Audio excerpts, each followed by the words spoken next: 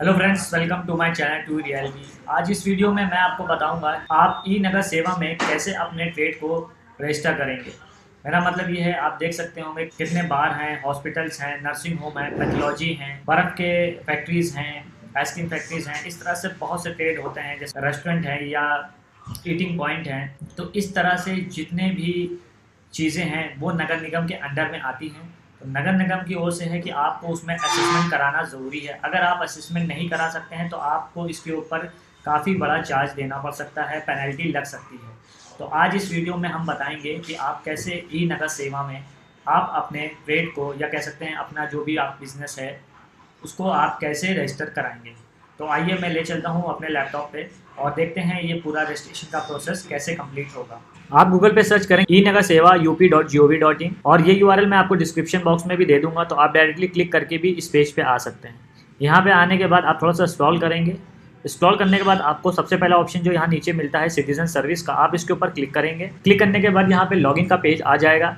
अगर आपने पहले से रजिस्टर्ड कर रखा है तो आप डायरेक्टली यहाँ मोबाइल नंबर और पासवर्ड डाल के लॉगिन कर लेंगे। लेकिन आप अगर न्यू यूज़र हैं और फर्स्ट टाइम रजिस्ट्रेशन कर रहे हैं, जिसके थ्रू आप अपना असेसमेंट करा सके, तो आपको पहले यहाँ पे रजिस्ट्रेशन करना होगा। रजिस्ट्रेशन करने के लिए आप देख सकते हैं ये ऑप्शन आ रहा है रजिस्टर। आप इस पर क्लिक करेंगे तो आपके सामने कुछ इस तरह की स्क्रीन आएगी, जहाँ पे आपको पहले अपनी पर्सनल डिटेल भरनी होगी।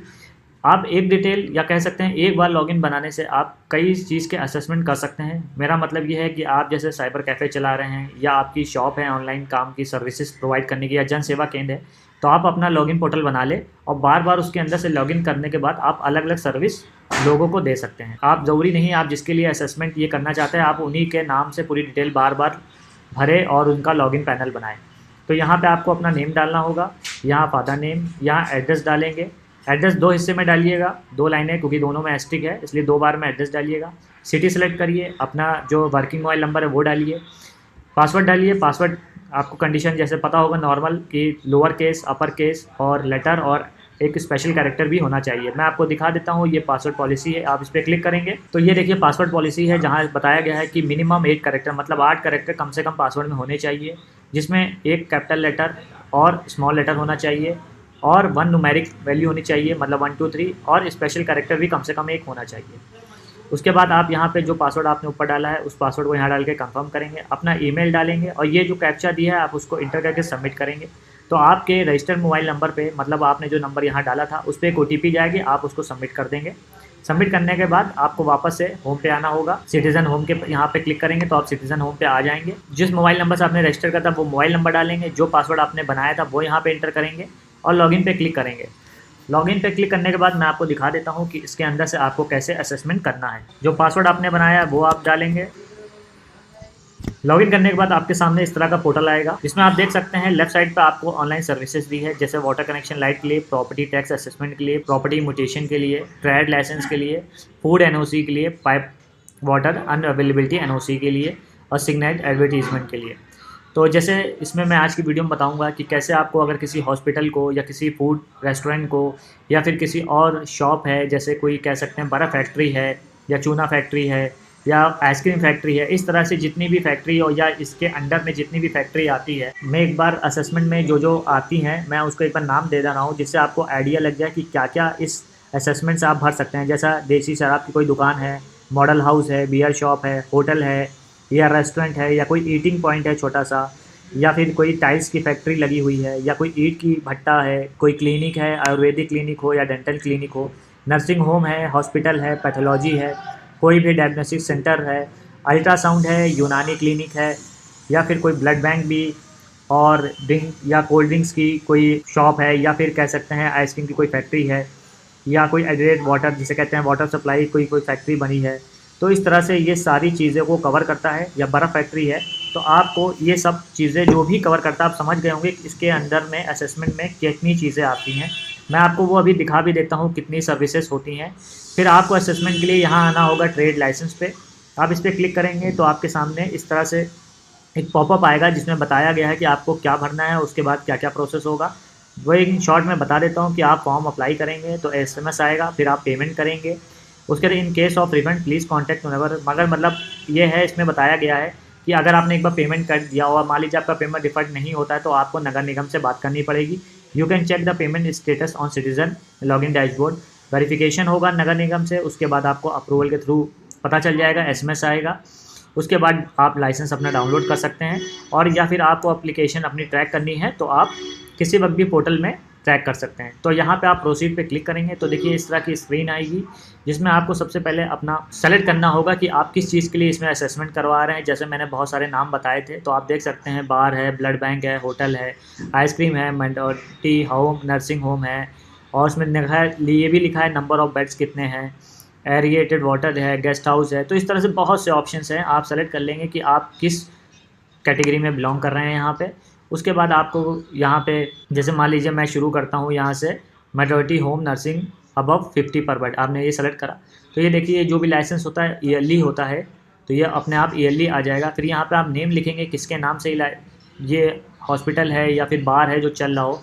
फिर यहाँ उनके फादर का नेम लिखेंगे, यहाँ पे जेंडर सेलेक्ट करेंगे, यहाँ ऑक्यूपेशन लिखेंगे, जो भी उनका ऑक्यूपेशन हो, अदर हो, बिजनेस हो। उसके बाद उनकी हाईएस्ट क्वालिफिकेशन क्या है वो आप सेलेक्ट करेंगे। उसके बाद यहाँ उनका जो रजिस्टर्ड मोबाइल नंबर है आप वो लिखेंगे यहाँ पे। इसमें आपने जिस पोर्टल से भी लॉगिन करा होता है तो ये उसी शहर के जोन्स को शो करता है। मेरा मतलब ये है कि आपने जब रजिस्ट्रेशन किया था तो आपने देखा होगा आपने अपनी सिटी सेलेक्ट करी थी, तो वो नगर निगम उसी सिटी का जोन्स को और उसी एरिए के वार्ड को शो करता है। तो यहाँ पे देख सकते हैं जोन में जोन 1 से 6 तक आ रहा है। तो जैसा कि मैं लखनऊ हूँ, इसमें 6 जोन हो, तो जोन के हिसाब से पूरी सिटी डिवाइड होती है। तो आपका एरिया जिस जोन में आ रहा हो, मतलब जिस वार्ड में आपका लग रहा हो, आपको उसी हिसाब से जोन सेलेक्ट करनी होगी, तभी आपका वार्ड का नेम इस जगह पे शो होगा। तो यहाँ से आप अपना जोन सेलेक्ट करें पहले। जोन सेलेक्ट करने के बाद आप अपने एरिया का नाम इसमें लिस्ट में देखें और सेलेक्ट कर लें। सेलेक्ट करने के बाद आप यहाँ ईमेल पे आएंगे। उसके बाद यहाँ पे ईमेल आईडी अगर उनकी कोई है तो आप यहाँ पे लिखेंगे। उसके बाद यहाँ पे उनका कंप्लीट एड्रेस लिखेंगे। एड्रेस वही लिखिएगा जो इनके आधार पे मेंशन हो। मान लीजिए जैसे यहाँ पे कोई जो नाम आपने फिल करा है, जो इनके नाम पे एड्रेस आधार पे हो, वही आप एड्रेस मेंशन करिएगा। उसके बाद शॉप और ट्रेड नेम, मतलब अगर कोई बियर बार चल रहा है तो उसका कोई नाम है, या कोई हॉस्पिटल है उसका कोई नाम है, तो वो क्या नाम है वो आप यहाँ लिखेंगे। और वो एड्रेस कहाँ पे है वो हॉस्पिटल, वो आपको यहाँ पे भरना होगा। उसके बाद लाइसेंस टेन्योर, इसमें 2 ऑप्शन आते हैं, 3 साल और 5 साल। तो आप अगर 3 साल के लिए लेना चाहते हैं तो आप 3 साल पे क्लिक करेंगे। तो यहाँ पे नंबर ऑफ में आपको सेलेक्ट करना होगा कि आप 1 ही साल का परचेस कर रहे हैं, 2 साल का परचेस कर रहे हैं, या पूरे 3 साल के लिए परचेस कर रहे हैं। और अगर 5 साल का करेंगे तो 5 ऑप्शन आ जाएंगे। तो मैं इसमें एक चीज़ दिखा देता हूँ, ये पर हेड फीस जो है 15,000 रुपीज़ है। आप देख सकते हैं 1 × 15,000। तो यहाँ आप देख सकते हैं पर हेड की फ़ीस 15,000 है, और नीचे दिया है करंट लाइसेंस फ़ी 15,000। तो मतलब आप किसी भी चीज़ का लाइसेंस लेंगे उसकी फ़ीस 15,000 रुपीज़ है, जो कि यहाँ पे सम होके आएगी। तो जैसा यहाँ पे मैं 1 साल क्लिक करता हूँ तो देखिए 15,000 है अभी। अगर मैं 2 साल के लिए करूँगा तो ये डबल हो जाएगी, तो ये देखिए 13,000। वही आपको पेमेंट यहाँ पे करना होगा। अगर मान लीजिए आप सिर्फ 1 साल के लिए रिन्यूअल कराते हैं, आप 1 पे करेंगे तो ये ऑटोमेटिकली 15,000 हो जाएगा। और यहाँ पे आपको आईडी प्रूफ में आधार लगाना होगा। वैसे तो आधार, वोटर आईडी कार्ड और ड्राइविंग लाइसेंस मांगा है। आपके पास इसमें से जो भी सही एड्रेस हो जहाँ पे आप करेंटली रिसाइड कर रहे हो, आप वो डॉक्यूमेंट को यहाँ अपलोड करेंगे। और एक चीज़ और, अपलोड आप PDF फाइल ही कर सकते हैं, और फाइल 200 KB के अंदर होनी चाहिए। और उसी तरह एड्रेस प्रूफ में भी आप सेम चीज़ अपलोड कर सकते हैं, आधार, एपिक या DL। तो देखा जाए आईडी प्रूफ और एड्रेस प्रूफ में दोनों में एक ही चीज़ अपलोड होगी। तो आप उस चीज़ को PDF फाइल बना लें जो कि 200 KB के अंदर होनी चाहिए। अपलोड करने के बाद यहाँ सबमिट कर देंगे। इसके बाद आपको पेमेंट करना होता है।